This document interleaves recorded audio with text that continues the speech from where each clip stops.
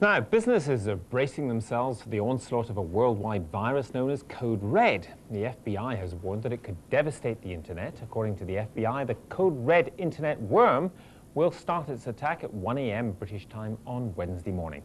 Joining me now is Aled Miles from the internet security company Symantec. Aled, how bad is this going to be, do you think?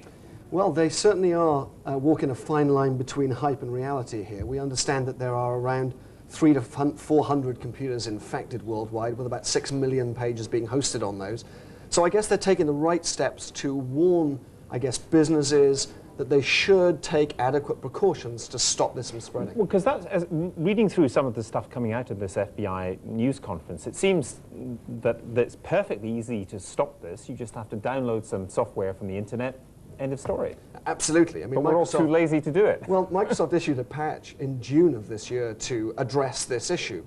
And I guess this talks to companies using good policy to manage the security of their web servers.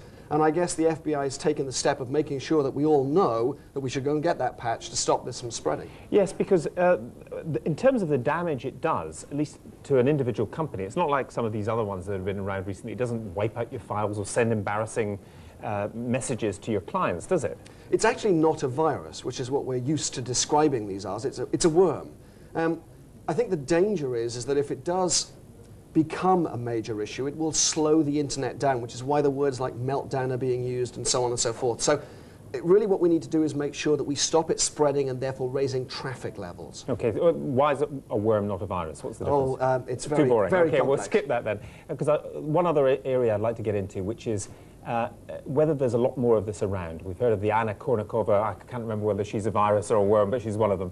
We've got this one. We've got the Surcam one. And recently, Lovebug. They've been around a lot. But is it because there's a lot more, or is it because there's a lot more publicity? Well, I think A, our dependence on the internet is growing so significantly year after year. B, what we're beginning to see is what we call the blended threat, where a virus, for example, may leave what we call a Trojan horse behind that may do something different, take files off your computer, send them to something else.